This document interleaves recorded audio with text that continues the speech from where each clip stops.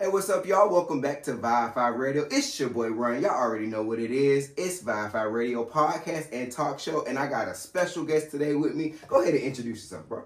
What's happening? It's your favorite minister Stanley Cornell, aka Shouty Yak, the Greater Babies. Yeah. Come on here. All right. So before we get into all the questions that we got, tell little people about who you are, how Minister Stanley Cornell came about, all that. I'm from Atlanta, Georgia, from the West Side, Allen Temple. Minister Stanley Cornell came about after years and years of being in the streets and being Yak. They used to call me Shouty Yak. That was my name.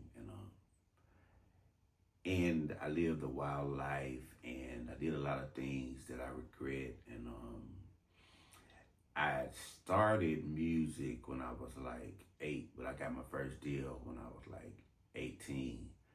And Minister Stanley Cornell came about after I got sick of Yak and got sick of myself. And because usually you got to get sick of yourself before you start a new beginning. And I got sick of the old me, and I just felt like growing up. So I went to ministry school in Valley, Alabama, and I became a minister. That's how Minister Stanley Cornell came about. I just chose to surrender to God, November 12th, 2017. Okay. Yeah. So tell me about the transition, because you say you got sick of yourself. So what got you to that place? Like what was that driving force that was just like, oh, I gotta change? The driving force was just constantly, when you're doing things yourself and you're not asking God for direction, you constantly run into dead ends. And you end up double working yourself or playing catch up. And, I just got tired of doing the same stuff over and over again and still not getting the results that I thought I was going to get because I was following myself instead of following the Holy Spirit.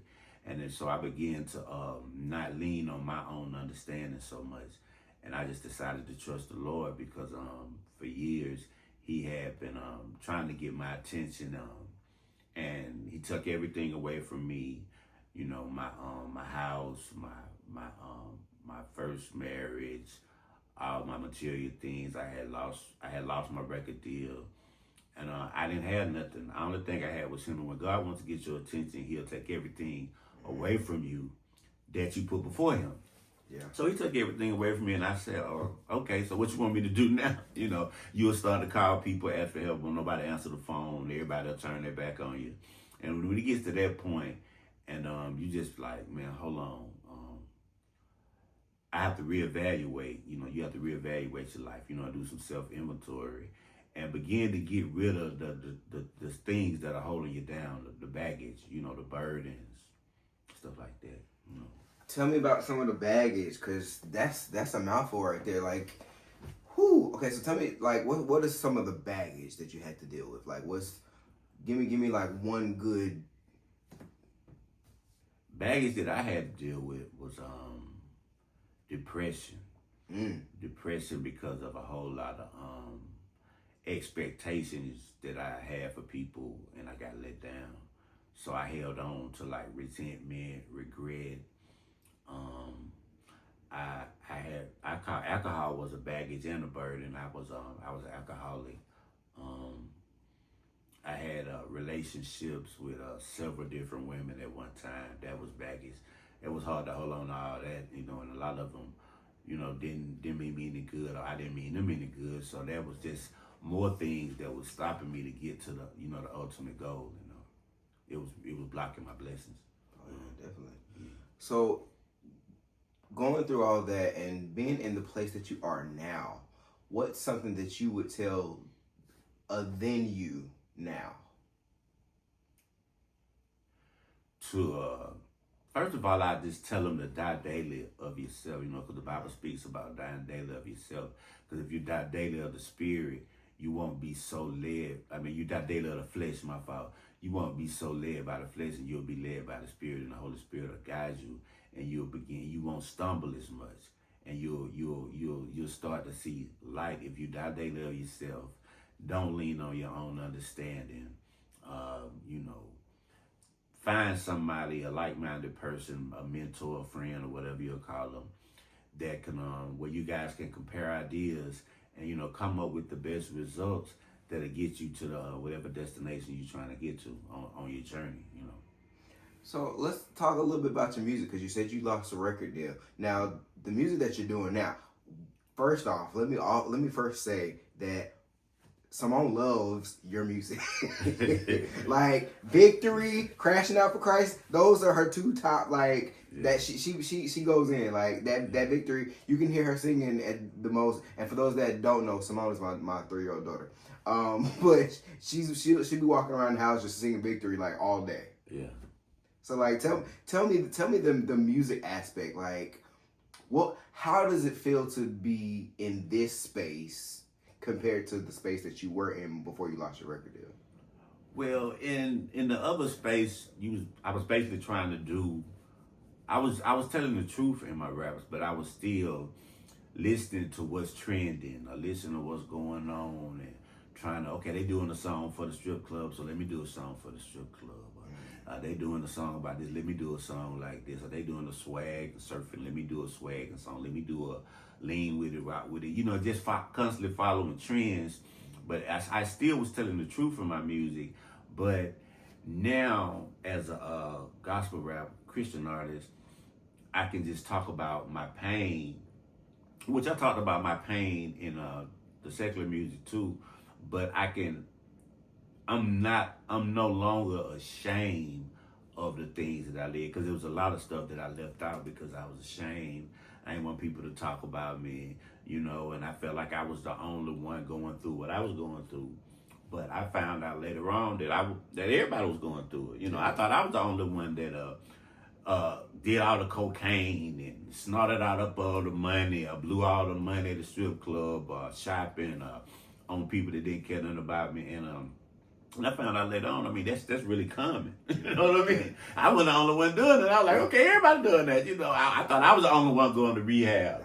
You know, I thought I was the only one that been about 5 or 6, 7, 8, 9, maybe 10 rehabs. You know, I thought I was the only one. But, you know, it's like, okay, this is something that's common in the field once you get swallowed up in the industry.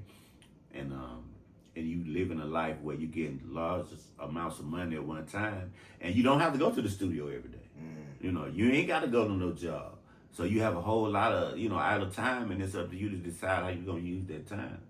That's good. Mm-hmm. Let's talk about that idle time, because, like, being on this side of the industry, on the independent artist side of the industry, I get a chance to see so many different people use their time working on other stuff.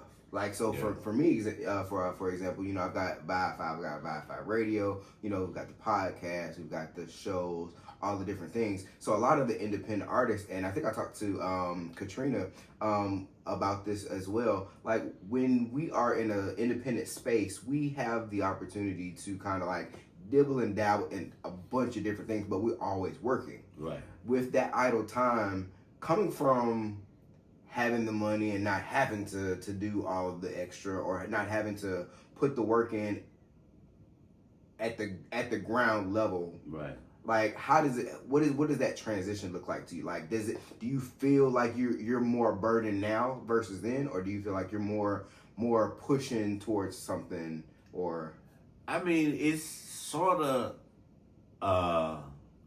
it's a burden when you got to go work a job and you know that that's not your final, you know, goal. Like, cause I ain't never been a 9-to-5 person. You know, this little job I got now, this probably the longest I done worked in maybe 20, 30 years. You know what I'm saying?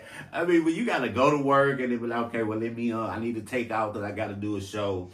And they be like, you can't take off. I'm like, you crazy, I'm going to take off. You know what I'm saying?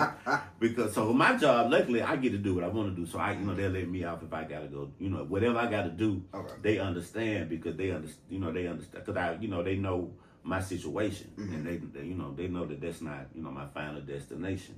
So, but most jobs won't do that. You know, they don't care nothing about that. So it would be a burden if I was working for somebody that was a stickler or whatever about you being at work and you being on time, and we don't care nothing about what you talking about, your career. You know what I'm saying? Right. You know, because they don't care nothing about that. that's not their journey or their vision. So they don't, they can't look at it like you gonna look at it. But it helps to have the extra money because the extra money actually fuels the it you can put that money into the career, or you can put the money toward whatever you got going on. It's not a lot of money. You got to be on a real strict budget, which I've never been on in my life. So you got to watch every dollar. You know what I'm saying? I mean, if you're trying to get to that place where you don't have to work for nobody, because I mean, there are people that are employers and employees. You know what I mean? There's entrepreneurs, and there's people that's gonna work till they get 70 or 80. And I'm not gonna do that. So it ain't even. You know what I mean? It's a no-brainer. I'm gonna be here for a minute. I give it such and such time. By this time, this should be happening. You know what I'm saying? I tell my significant other, this is what we're gonna do. And when we get to that point, we're gonna go here. And then when I do this, we're gonna go there. And you speak it into existence. And if you have vision, it's gonna happen. And that's a guarantee. People say nothing to guarantee, but if you have a vision and it's on point and it's aligned with what God wants for your life, it's gonna happen. You're not just wasting your time. That's it. You're not just wasting your time. I like that. I'm actually in a position now that it's similar to what you're saying, because I'm working outside of all of this. So now I'm having the opportunity to see what that looks like, because before all of this, it was the opposite way. I was working a 9 to 5. I was a manager for a bank. I was doing, I was the one, trying to get all of the employees to be on time, and that kind of thing. And then this was the side hustle. Now it's flipped. Now the job that I'm working at now is a side hustle, and this is the main goal. So it's funny to transition in that way. So I get what you're saying. What's the hardest part about being out of the industry, or out of the secular industry? The hardest part of being out of it, well, I feel like more doors. You get more opportunities when you're in the secular industry. You get more opportunities as far as like movies. Okay. Get on soundtracks. It just seems like it's more opportunities, because I'm not really too familiar with this side. I've only been doing this like a year. Okay. So I'm not really too familiar on how it works. I thought it would be a little bit different, but my partner St. Clair, he been doing it for like maybe 20 years, since like 2000. But we had a rap group together. We've been rapping together since high school. So I used to just watch, what they was doing. I was like, he was like, man, come on, you need to come on. I'm not doing that, man. You know what I'm saying? I mean, if I'm not living like that, I'm not gonna do it.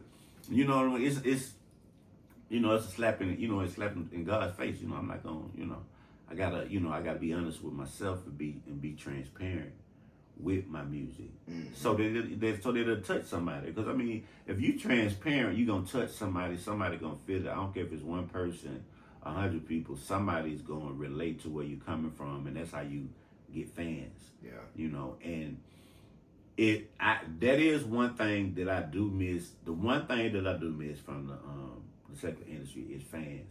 Because people knew me, you know what I mean. People know my name. Don't nobody know Stanley Cornell. People really know my real name. Because I didn't nobody know my name, and some people that I went to high school with. You know what I'm saying? Wow. Now I'm saying my real, people know Yak. They know Shawty Yak. They know the Grady Babies. They know, you know what I mean? People remember songs I did 25, 30 years ago. On this side, they looking at me like, who is Buddy? Wow. I'm an outsider in this gospel. You know what I mean? Right. Who you think he is? Who is that? And I can tell them don't know. So how does what does that make you feel like? Because I mean, I'm sure now. I have not been in the game nearly as long as you have. Right. But I've been in the gospel industry. Well, I guess the independent sector of gospel industry this is actually the 10th year that I've been putting out music. But I'm not dove in as deep as a lot of other people have or will. Just because I like the idea of me having or not even me having the control, me having the say so in what I put out when I put it out. So like what does that look like for you? Because I know that being on that side, it has to have like, of course, like you said, it has its perks with like movie deals, stuff like that. But as far as the journey to this side, does it not? It doesn't affect you at all. Like you don't, because I mean I know when I tried to be a part of the secular industry, and I started working with some local people in the secular industry. Like the industry didn't look like what it looks like today. Because when I first tried it, it was 10 years ago, and it looks completely different now. So like, what does that look like to you? How does it feel? Like, does it give you any kind of like a complex? Like, I mean, it's like, in order for somebody to know you, like we had to get on a van or a bus, or we had promotional vans and stuff like that, and get on the road. You get on the road, you go to a town, a city might be on a Chitlin circuit or whatever. You know what I'm saying? You go to Alabama, Tennessee, North, South Carolina, Texas, Alabama, and people value you as an artist. But now there's a lack of value because they can just turn you on to see you on the internet, and then you think you famous, or you think what I mean, you popular because what I mean. But you had to get out in the streets. You had to get out and pass out flyers and hang up posters, with a staple gun, and do walkthroughs. Maybe go to Lennox or something, do a walkthrough. Go in the mall up. Go to Turtle's record store and sign autographs like you did with your book, and stuff like that. That's the grassroots. That's organic. That's that part is it's not like that now. Yeah. Now it's like, give me some money and I'll make you famous. Matter of fact, I talked to one of my people, I ain't gonna say no names, in the industry the other day, maybe 2 months ago. So he said, give me 5,000 and I'll tie you up. And I know he will. I know he can do something with that to push what I got with the little bit of money I got. Because all you got to do is pay. If you pay, you can get to a certain point. You don't have to have no talent. If you have some money, like some people, it's some rappers out now with some dope money or whatever, some illegal money. They ain't got no talent. Yeah. But they got some money. If you get some money, money will open doors. You know what I'm saying? If you go down to Patchwork and start going down there recording every day, paying $200 an hour, somebody gonna notice that. Then they gonna start talking to you. Then they gonna see, because that's what happened with me and Jeezy and them. We were spending money, getting people money for features and dropping our money in there, and people gonna be like, hold up. They gonna stop you, and they gonna immediately try to get on your team and let you know what they can do to help you if you got your own money. But it's just totally different now.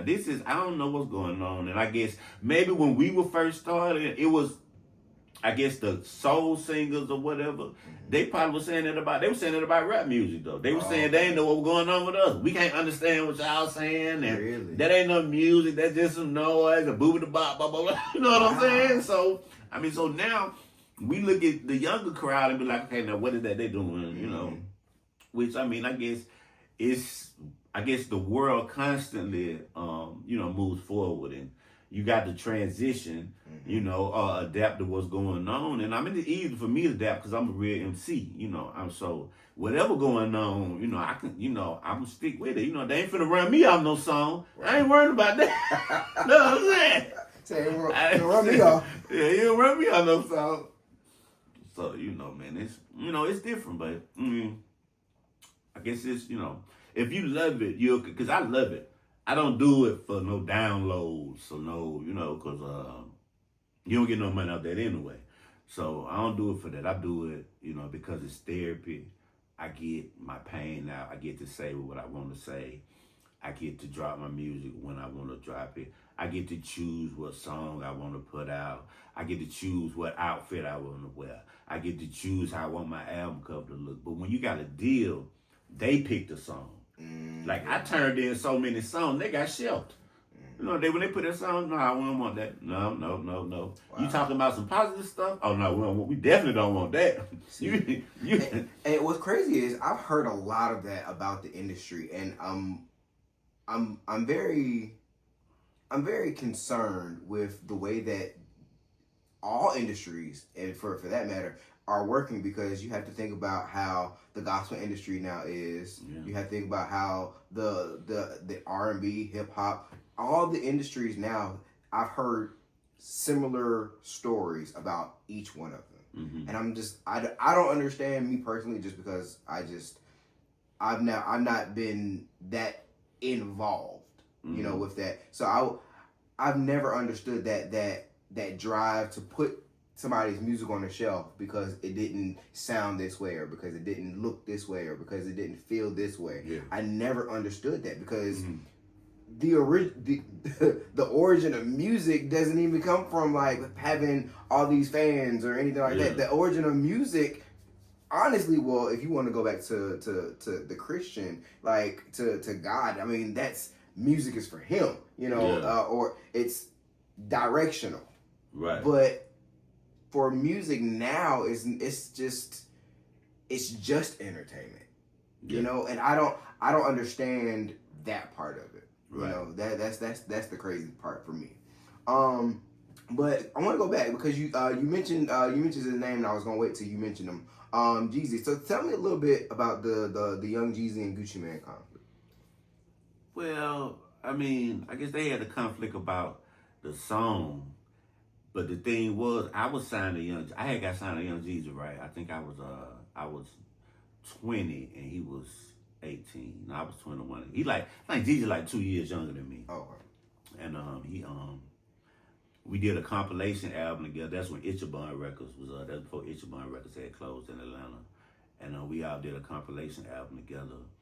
And matter of fact, his cousins JoJo and Dave from the Hard Boys, they was the first ones to actually come out of Atlanta with some gangster music. And besides Sam or whatever. And I signed with him. I signed with him for about 3-4 years. But I had gotten some trouble. I was still in the streets.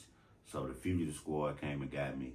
And when I got locked up, some dude was like, well, they already, because me and Jeezy had a group called the Young Guns.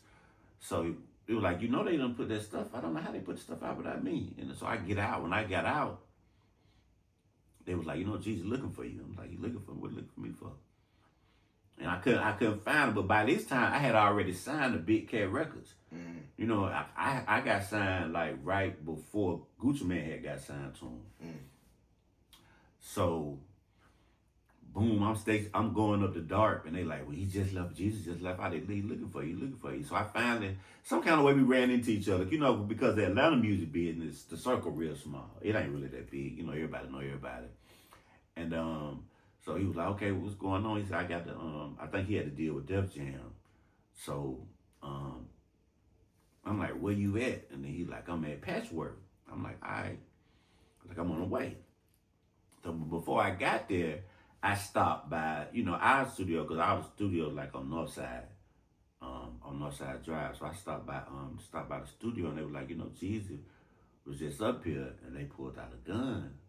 And I'm like, what? What happened? What's going on? They were like, I don't know, but Maxie pulled a gun out on him. So I called Jeezy. He had to leave because Jeezy got bronchitis. That's why he talked like that. He got bronchitis. So he was like, he went through the story about, whatever happened with him and the song. So he was like, you signed to them? And I was like, yeah, I ain't know where you was at. So I was signed to actually Jeezy and Big Cat at the same time. Oh wow. Yeah, so it was a real conflict of interest. And then him and Gucci Mane ended up doing a song, but Big Cat, if anybody know Cat, he is not gonna pay you. You know what I mean? You're not gonna get no money like that, because as an independent label, they'll get to talking about the lawyers and how many albums you sold. You really, to get paid, it really doesn't happen as an independent artist when you sign to a label. They might give you some other stuff to do or to sell to make your money. Okay. You're gonna make some money, but you're not gonna get no big upfront money as far as they're concerned.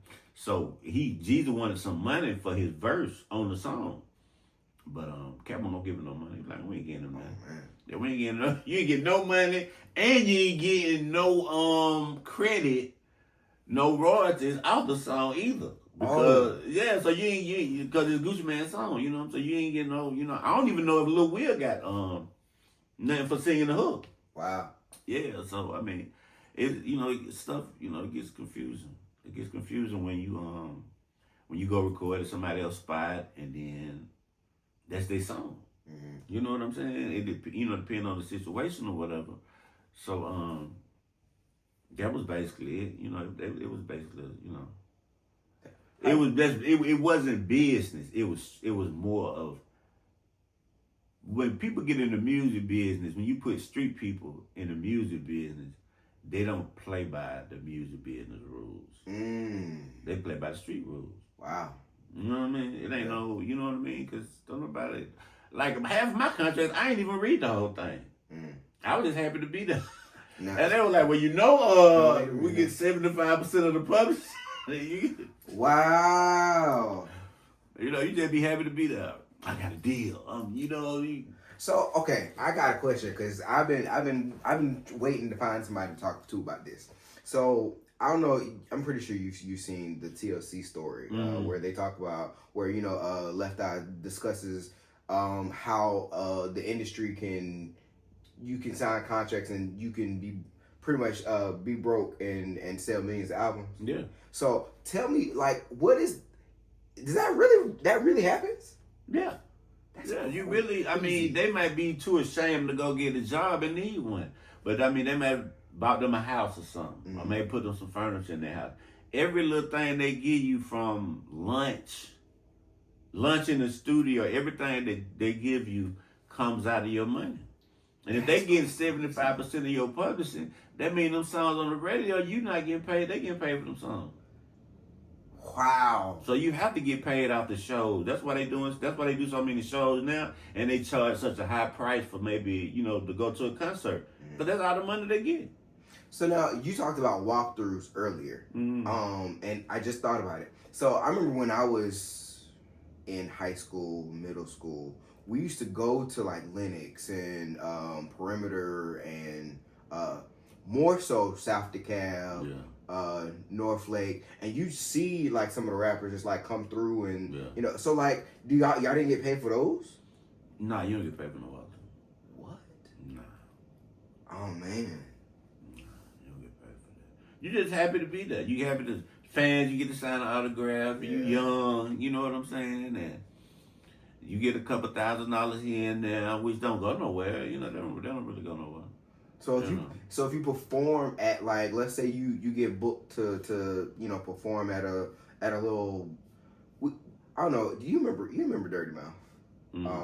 So like all of them they came to our high school. So like when you get to do stuff like that, like at the schools and stuff, is that the same, or is there like a contract that y'all have to? Because I'm pretty sure the school that can't pay too much for the school has a budget for that type of stuff.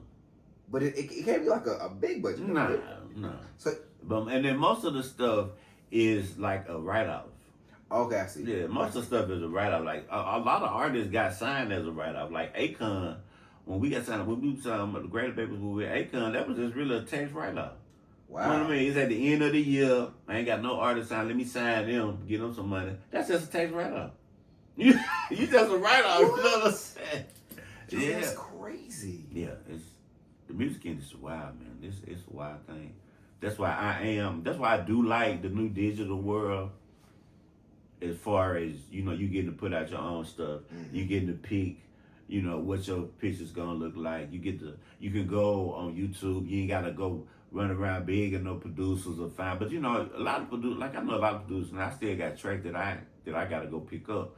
So it's still a lot of producers. But if you looking for like me now, I already know what song I'm gonna do before I get the beat. Okay. Because I ask God, what you want me to do? What should I talk about? And I just wake up and then he'd be like, boom, boom, boom, say this. So I say, okay, boom, I said. Then I go find a beat and I say, okay, I can do it like that. Then I just go holler at Lou G, and he's able to build around what I say. Okay. That way it ain't no, let me just try to fit a song to a beat. I'm fitting the beat to the song. I like that. That's pretty cool. Yeah, and it comes out. It comes out perfect. So let me transition real quick because you have a ministry, right? So much for ministry. Yeah. So now are you the pastor? You the minister over that? Yeah. Or so now from going from being with Jeezy and like with the music industry to this, like how do you have those conversations with the people that you're ministering? Like what does that conversation sound like? The conversation, as far as my transition, as far as like talking to the people that you're ministering to, like what are they most hungry for? Do they desire to hear more of like your background? Do they hear they like what are they hungry for? Well, the older people, they obviously gonna want to know exactly what's going on. You know what I mean? They gonna do a background check. They gonna they gonna want to know what's going on. They were like, well, we see such and such. I'm like, well, how do you know that? You the police? How do you know? You know what I'm saying? So, they gonna want to know what's going on. They gonna want to make sure that you're legitimate and everything like that. And but as far as the thing is, everybody has a story. Everybody has a story, and everybody has a background, and not everybody hasn't just lived this, perfect life with, the picket fence, and the dog in the backyard. So, people respect it more because it's authentic. And then my teacher, he told me even before that I graduated and before I got out of school, he told me, he said, be transparent.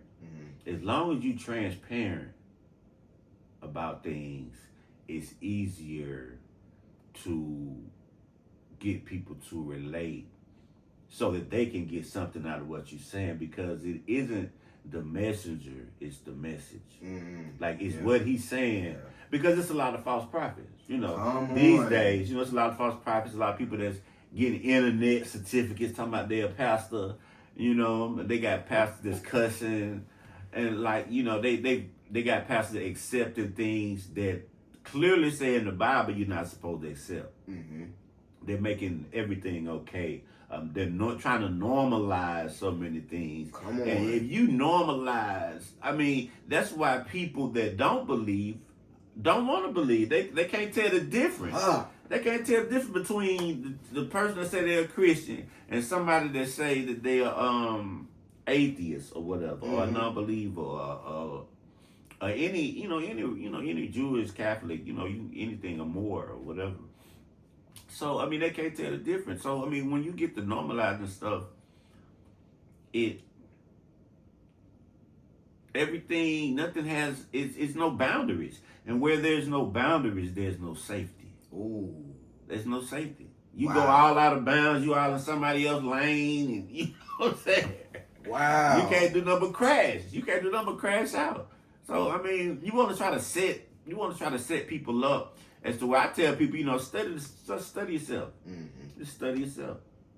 Study yourself, and because then you have some people say, well, this may mean this to that person, and this may mean something else to somebody else. It only means one thing. You can't try to philosophize. People try to philosophize the gospel. You can't philosophize the gospel. It's clear. This is what it says, and that's it. Come on. You can give an example, or something if you're trying to tell a little story or show something about it. But the word doesn't change. People change. The world changes. God, he doesn't change. The promise is still the same, and there's still a certain way you have to live. And he said, everything will be covered in love. If you function in love, everything else, you pretty much, you won't live constantly every day to my God, please forgive my sin. Excuse me. You know what I mean? You don't have to live. Somebody asked me the other day, what's the difference between a sinner and living in sin? And it's a difference, But everybody's saying, we all human. You cannot use that as an excuse. That's not gonna work. It's not gonna work. He gonna say, I do not know you. You are not. What the Bible says gonna say. The Bible says clearly, I don't know you. That's what he gonna say. I don't know Depart you. from me. I don't know you. My God. Yeah. So, okay. I made a post of it had to have been a few days ago, talking about sin, and I was like, the problem with sin is not that sin is this. We are the ones that make sin a lifestyle. Right. We sit there and because we lie once, or because we lie twice, or because we lie 3 times, that makes us a liar now. That's not the way that it was intended to be. Now that's into the cross and it move on. Right. Like exactly. the Bible says to the Bible says that if my people who are called by my name would if my people who are called by my name would humble themselves, repent, and turn away from sin, then will I heal the land. Right. People are having so many issues in their life. They're sick. Their money is drying up. All kind of stuff because you refuse to repent and turn away. Turn away from it. Right. And people live in whatever that sin is, and they make that they essentially they make it a god. Right. And I'm like, y'all, okay, yes, you fail. You're gonna fall again. Just get up, dust yourself off, and move. Yeah. Instead of staying there. Yeah. Woo! You unlock something right there, because I don't know. I've been on that for the past couple of weeks, because that's just, whoo. Okay. So okay, with your ministry, what I think we talked about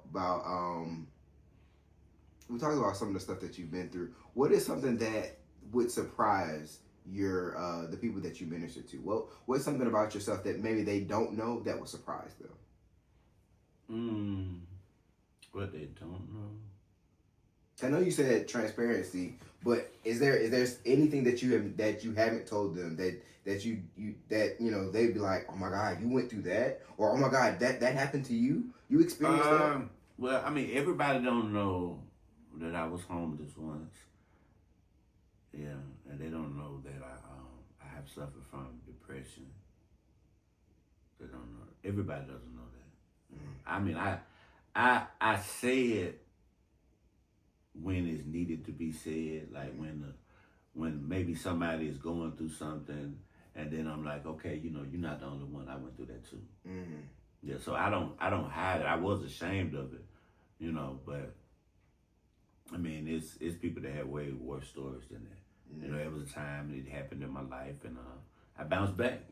Resiliency. If you're resilient, you can bounce back. Come on here. So the homelessness and the depression, were those two simultaneously happening, or they happened at two different periods of time, or? No, they happened at the same time. Wow. Yeah.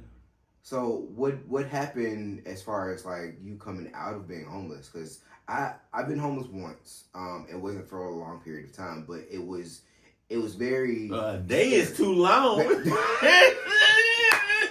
Go spend a day out in them downtown Atlanta streets. Go down there for one day. It get rough real fast. Oh man. Your bag will get stolen. You will lose great. All right. Yeah.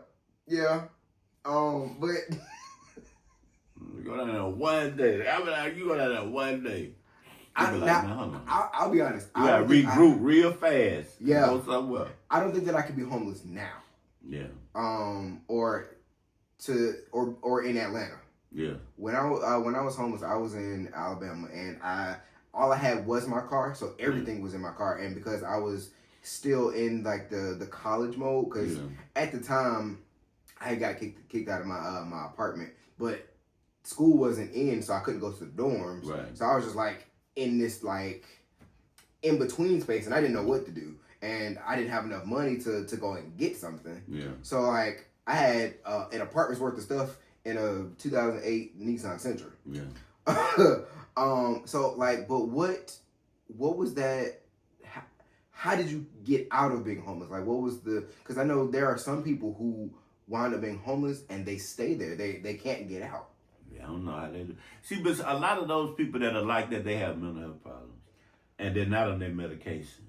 So they're not really, you know what I mean? They're not thinking, okay, well, let me go save some money, or let me go get a job, or let me go to a rehab where they'll help me save my money where I can get on my feet. They're not thinking like that because they're not even on their medication. And it's not enough people to help people. That's why when I got my certification, that's why it's not enough people to assist people that have mental health issues. There's not enough housing for those people. I mean, they got all this money. They could go really build something. They could build a building for them people. Come on. You know, they want. They cleaning them up now because I think the Olympics coming or something's coming to Atlanta in some years to come or whatever. So they getting them. They getting them out of the tents. They doing it now.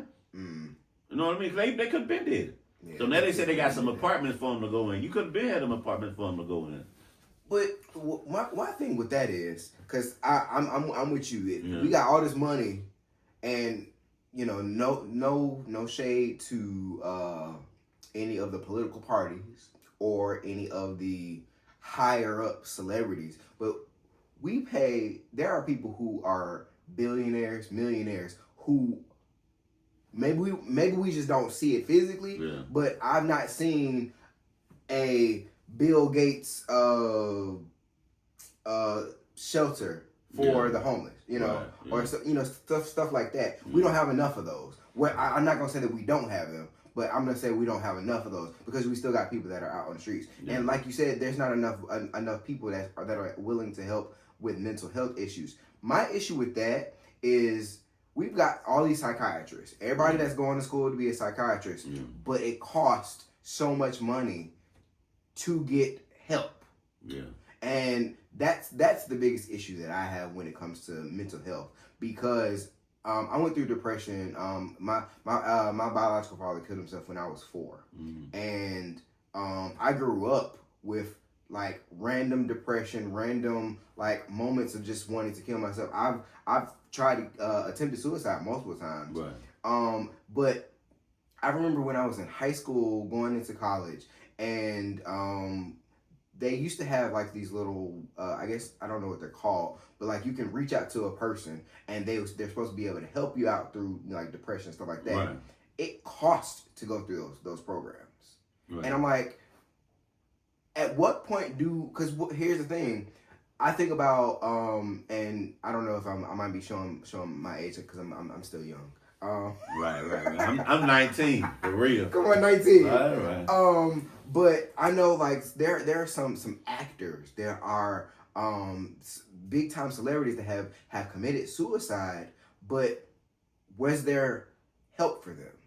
Or even people that are like within the communities. Like for my dad, was there somebody there that was able to help assist without needing something in return? Those are the questions that I have for people, especially for the people, because when all the times that I attempted suicide, it wasn't because life was just so bad or because it was just it was because I could not verbalize the pain of what I was going through. The emotional pain was so much heavier than actual physical pain. And when and mental pain. The mental and the emotional pain was so much higher than actual physical pain, and there's no way to express that. And there's not enough people out there to understand that. So I agree with you. People, we need to invest more into the mental health department, or the psychiatrist. I can't get that word out. But we need to, because here's the thing: if they cost less to go through those programs, then maybe we would have less suicide attempts.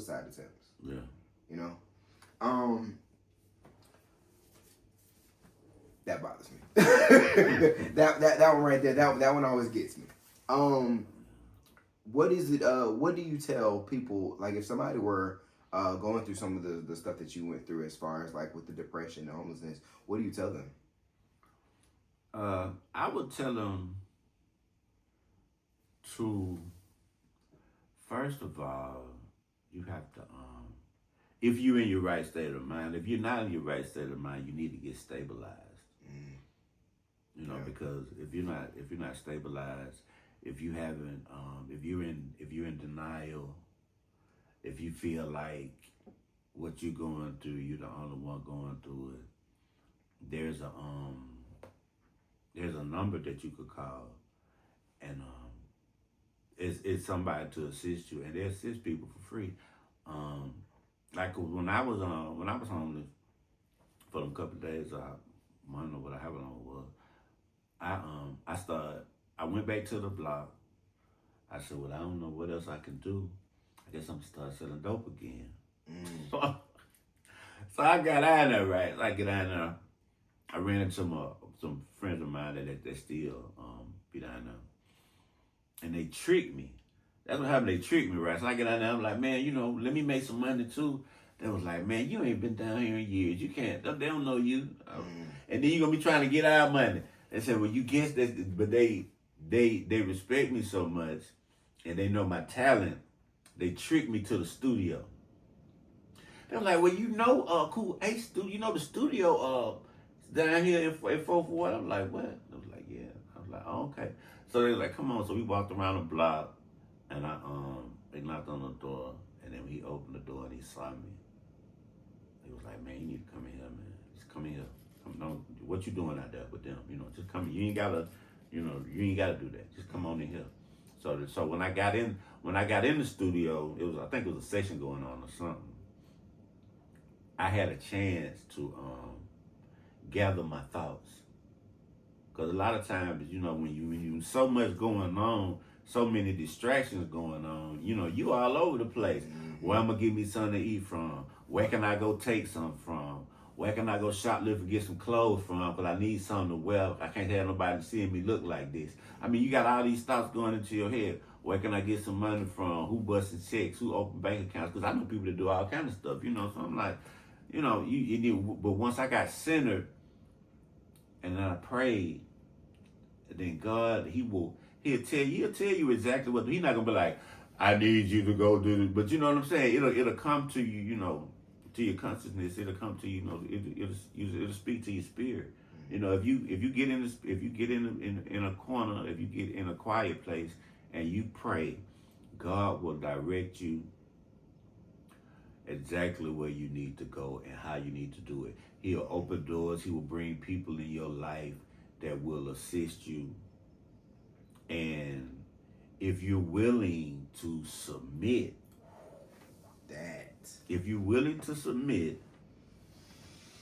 things can happen. But if you're not willing to submit, you're just going to be constantly hitting the wall. You got to be willing to submit. You can't be, because see, most people don't have coping skills. If you don't have no coping skills, then you either going to run to some drugs or run to some alcohol or run to some girl. Those are your coping skills. But you have to have other coping skills or other things that you can do to make you not so nervous or make your mind not race. Because, when your mind's racing, these are all things that come with mental health, You got to have some coping skills. Gotcha. And if you have some type of coping, like I got this little ball that I squeeze, and whenever I get a little jittery or whatever. Like when I stretch ball? Yeah. I squeeze it, and I be all right. I'll be all right. I'll be like, okay, cool. You can do deep breathing. There's several things that you can do, for as far as, centering yourself. So you can, meditate on the Lord. You know what I'm saying? And that's the best advice I could give, man. You gotta, take it to Him. Give it all to Him, because if you could do it, it would have already been done. If you could do it, you wouldn't have got in that position you was in. If you can handle it yourself. Come on. They used to always say in rehab, my best thinking got me in this situation. Your best thinking got me in this situation. Wow. So I can't, if my best thinking this as far as it got me, I think I need to listen to somebody else. Wow. I think I need to listen to somebody else. Because I obviously don't know what I'm doing. Yeah. Wow. My best thinking got me in this situation. That's interesting. So, let's go back to, I want to go back. I'm gonna take you on the journey real quick. Let's go back to your early years, before even getting into music, before getting into all of this. What kind of life or what kind of things did you experience that would have catapulted you into the place that you are? The place that I'm at now. Well, to get into the secular industry or the to be on the streets, like, cause did you grow up on the streets or did you just end up on the streets? Cause No, I didn't grow up on the streets. I grew up in Allen Temple. I grew up in Decatur. Mostly in Decatur. We moved around a lot. Me and my mom and my sister, we moved around a lot. So that's why I know people like on every side of town. I went to like a lot of different. I went to like 7 or 8 elementary schools, like 7 or 8, so on each side of town, like everywhere. And but I only went to one high school, Avondale. And the things that made have catapulted was just not being at a young age, not being well. I was an individual, but as far as you want to fit in. You not even want to fit in because I had my own thing going on, my own friend. But you, after high school, what are you gonna do then? Because that's when my trouble started after high school. Wow. It didn't start, but in high school, I was captain of the football team, playing football, wrestling, running the track, blah blah blah. But after school, what you gonna do? A lot of kids, when you're not prepared after graduation. You're gonna go to the army. Your mom might want to go to the army. Mm-hmm. You might want to go to college, but ain't no money. They had the Hope Grant or something like that. Mm-hmm. It's what are you gonna do after high school? If you gonna do this, you gonna go in the streets, and then when you get in the streets, it's the gloves are out there, cause the streets gonna eat you alive. Yeah. What's the hardest thing that you had to endure? Like right out of high school. Mm-hmm. And, the hardest thing I had to do was one of my group members. He got shot in the head at the 559. It was a big popular club up in the West End. We had a rap group, because like I said, I've been rapping since I was 8, so we had a rap group, and we had just went and did a little performance for Tupac because his mom and one of the group members' mom, they and the Black Panthers together. So she was like, I talked to his mom, and she was like, she talked to him, and y'all can come over there and come rap for him or whatever. I thought it was a joke. I'm like, I ain't going over there, no, see, no, I was like, yeah, right, we'll see, where he at? They're like, well, he in Decatur, right off the Sherman Road, Stone Mountain. I'm like, well, for real. So we went over there, he was over there, him and the Outlaws, and Big Psych and everybody, and we rapped for him over there, we kicked it. And he was like, I gotta go to LA, and I'm when I get back, we gonna get y'all in the studio, get some stuff going on. So he went out there, and then Pop got killed. He got killed, and then I think I had something happened, but he got killed, and then I had my partner gun for no reason at all. I don't know why I had it, but anyway, they was at the club, and he got into it with some dude about a girl, and the dude shot him in the head. Wow. Yeah, he was my best friend. And then after that, I asked God, I was like, well, wow. He's a good person. He ain't no street person, why did he have to die? Why they didn't do something to me? I'm the one messing up. He ain't the one messing up. It didn't make sense to me. Yeah. Death didn't make sense to me. And after that, I was like, well, if it's that easy to die, I might as well live it up. You might as well then go for it. Then bungee jump. Don't even worry about it. You know what I mean? Let's live on the edge, baby. You know what's going on. You know what I mean? Then it was over with after that. It was when he got shot in the head. Mm-hmm. We went to that funeral. I think Eddie Long we had funeral at Eddie Long church. I mean, he had a small new birth before the big one. He had a small one over West Chapel. And after that, we went to the funeral. All those was down, my homeboys, all my group members and stuff. And after that, it was over with.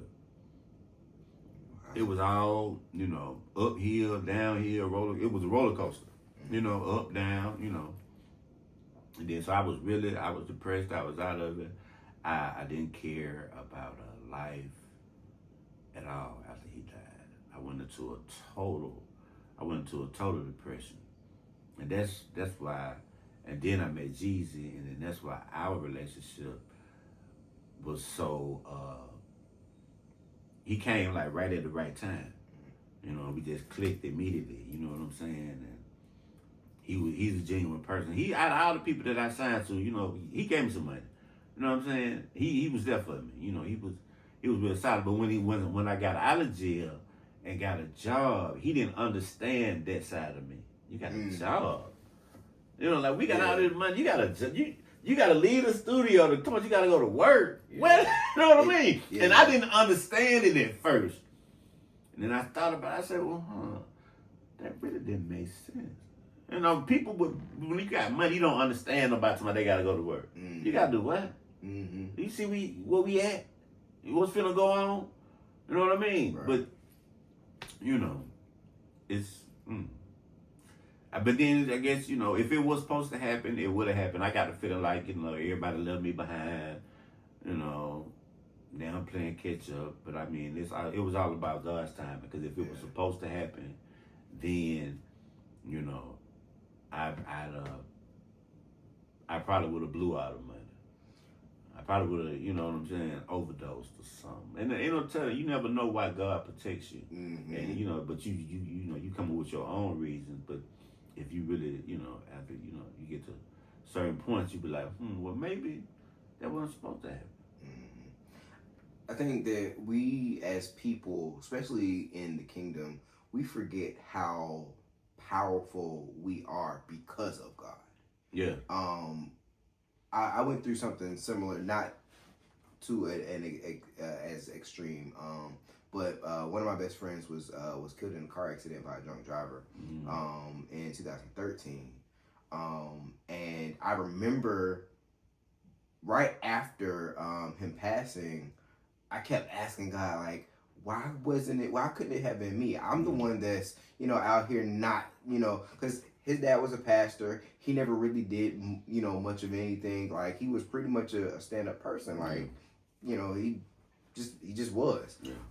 But me, I was doing what I wanted to do when I wanted to do it. You know, I was still in college. I was like, okay, you know, I can have whoever I want over, blah, blah, blah. It was all, you know, it just was whatever. Right. And I used to ask that question all the time. And I remember it had to have been maybe a few years ago when God had to remind me that the assignment that he has for me is so much greater than the pain that him losing his life was. Yeah. Like, and it took me a long time to process that because I was like, well, you took away my best friend. You already took away my dad, but you know, and so like it took a minute to process how powerful I am because of God. And now that I sit in this position now to where I have the ability to interview people like you and to give a platform to people who may not be on, you know, mainstream radio or may not have an opportunity to go to a showcase and showcase their work. I have that opportunity now for them to allow their light to shine. Right. And I didn't realize that that's where he was trying to take me. Back then, I wasn't doing any of this, of course. Right. I was still, you know, trying to get a degree so I can get a job. Yeah. But it was never in God's plan for me just to have a job. Yeah. It was always in his plan for me to have this platform so that I can help others. A lot of times we forget that we're not only powerful because of him, but we also are the vehicle to which other people can get delivered, can get out of whatever they're in. Right. And that was the place that I didn't see and I couldn't see when he passed. So when you said that triggered me, because I'm just like, sometimes we just never understand how much God really has for us. And even though it hurts when we lose somebody, even though it hurts when we have to endure those kinds of pain and those kind of events, it all works out for his greater good. Right. And when it all works out for his greater good, then we can remember that he bottled up those tears that we cried when that person passed away. Yeah. He bottled up those tears when we lost our home, or we lost our job, or when we went through that particular instance. Yeah. So I commend you.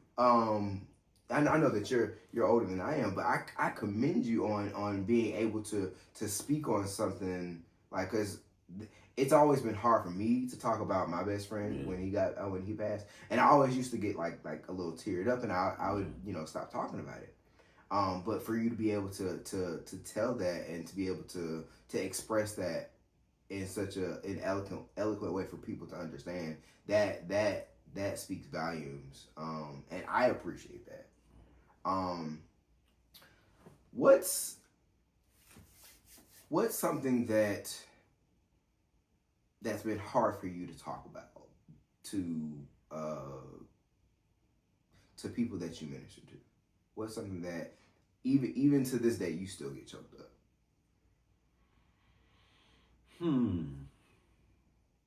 What's hard for me to talk about? Not really. I mean, I talk about everything, man, because I learned in my training in mental health that the more you share, it's healing for you also with that person. So I'm like ready to talk. Yeah. Yeah, it ain't too much. I mean, I did a lot of stuff I go to grade with, but I mean, as far as stuff to talk about, I mean, if I talk about all the stuff I did, then they'll be like, "Oh, you really bad." You know what I'm saying? You know what I mean? I don't tell, I don't talk about when I was pimping, you know what I'm saying? Well, managing young ladies. I don't talk about that. I don't talk about, robbing. I don't talk about it, because those are things that I'm ashamed of, because I got daughters now and stuff, and I don't want to take nothing from nobody. I mean, I guess I wasn't in my right mind, you know what I'm saying? So that type of stuff I kind of leave off, because people be like, hold up. You know what I'm saying? He might do something. You know what I'm saying? So I leave that, you know what I'm saying? I still got partners that got, do certain stuff, but it's that type of stuff I don't really, it's not that I don't glorify it. It's a shame. It's sort of shameful, because it's wrong to rob people. You know what I'm saying? And it's wrong to have women on the street, selling their body. But some of them wanted to do it. I didn't, you didn't make them do it. That's what they wanted to do. I mean, you don't be like, hey, you finna, you know what I mean? They be already out there. And if they want to share the money, I ain't know. But. Wasn't expecting that. Yeah, but those things, this kind of stuff I don't. So, if you were to, because I know I heard you say two words that I want to address. You said shame and you said regret earlier. Mm-hmm. Me personally, I'm a person that I've done quite a bit of stuff. There's some stuff that you take to the grave. But one thing that I am learning, I'm not fully there yet. Mm-hmm. But one thing that I am learning is that I don't want to live in a place of regret or shame.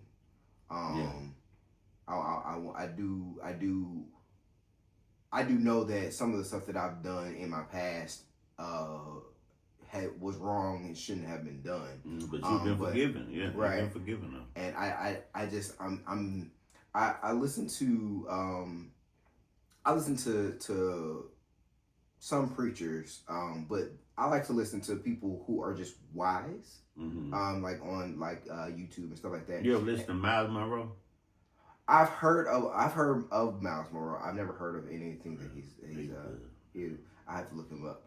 But there's a lady I was listening to. She's an older white lady, but she said something in reference to regret, and she said that if I have a student who went to Yale and they have bad experience at Yale, and they say, "Dog, had I just gone to Princeton, I wouldn't have gone through that."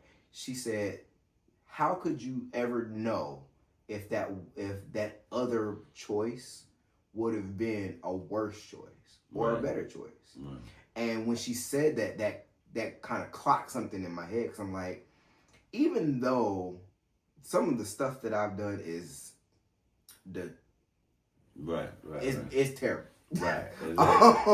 But if I chose the option to live in the mindset of, well, had I not done it, then maybe I wouldn't be in this place now. And right. I was kind of touching on that earlier with the whole kind of being a testimony to people and being the vehicle. Like, you just sometimes I think, and this is my part, because I heard somebody say the other day that God is not in control. Everybody's like, oh, God is in control. I don't really think that God is in control. He allows things to happen. Yeah. And I like to understand that when He allows things to happen, you technically are in control. All He did was send down His Son to bear the cross, to die, and to save you from sin, so that you don't have to live there. And condemnation, right? Right. But that whole the regret, and with that all that's, I don't know what, because I know you said regret and shame. So like, what's holding you there to the regret and shame part? As far as the regrets, what holds me there is I feel like I would be in another position now. I feel like I won't be working no job. I definitely won't be working no job. Definitely. This is all my fault. This is all my fault. I don't be working no job, man. You know what I'm saying? Yeah, I gotta take accountability, man. It's definitely my fault, man. And every time I go clock in, I think about it. But I just be thankful, that I got a job, and there's a lot of people that want one, and a lot of people that But it's just, I just know, I know where I pictured myself as opposed to where I'm at. But I'm in a good place now. I'm in a good place, and I'm thankful, and I'm not complaining, Lord. But I'm just saying, I think I'm pretty sure I would have been a tad bit further along on this journey instead of playing catch up, because that's how you end up doing. Because when you don't follow which way God wants you to go, only thing you're doing is playing catch up. Because, like you say, the good you did, the other bad, it all works out for whatever you're predestined for. Because we are predestined for something anyway. Yep. So it says in the Bible, with the good and the bad, you still gonna get where He wants you to go.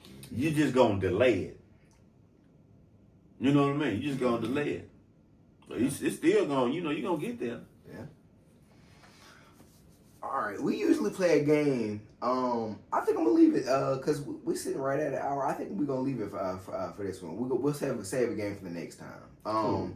What's something that you want to tell our audience or the people that's listening, people that's watching? What's one thing that you would tell them? I would tell them to watch out for false prophets and to study to show your self-approval. And ask God for revelation so that you will understand the word. And don't let people that don't even know God tell you about God. I say that a lot. Because there's a lot of people that say, well, I know God and He loves everybody. And, it's a difference between knowing God and having a relationship with God. Come on here. It's a big difference. I mean, you can know of Him, but not know Him. You might know of Him. That's totally different. Right. I know of Master P, but I don't know Him. Come on. I can't call Him on the phone. Right. I can't call, you know what I mean? But I know of Him. But it's a big difference between knowing of Him and knowing Him. And being, having a relationship with Him and sharing your whole life with Him. Hey, what should I do about this? Like, sometimes I ask God, like, what you think I should wear today? I like, that's the kind of relationship I got with Him. Like, what you think I should wear today? He be like, boom, what you wear? I'm like, boom, okay, cool. You know what I mean? What do you think about this? Am I moving too fast? Am I going in the right direction? You know what I mean? Because I'm telling I was telling my wife the other day, I was like, I'm so tired of setbacks. I'm not going, because when stuff is going good, you go, okay, now I wonder when something bad gonna happen. If you after you used to stuff going bad for so long, you know what I'm saying? Something turning, not going out the way you planned it to go. You get to that point where you like, God, now what am I supposed to do? So that way, however it happens, you're like, okay, I guess he wanted it to happen that way. So, you just deal with it, because he said he's not gonna put you. He's not gonna put on more than you put more on you than you can bear. And any situation that he puts you in, he's gonna give you a way out. So you'll be able to say, okay, now either I do this or I won't. Either I'm gonna do what he want me to do, or I'm gonna do what I want to do. Either I'm gonna follow the spirit, the flesh, or the spirit. All right, y'all. Well, y'all heard it first. It has been a pleasure talking to my brother, Minister Stanley Cornell. It's Vibe 5 Radio. Make sure that y'all are checking us out on all social media platforms at Vibe 5 ENT and Vibe 5 Radio. And make sure that y'all are following us on YouTube at Vibe 5 Entertainment for all updates, because we got some more stuff coming out. We will see y'all next Wednesday. Peace.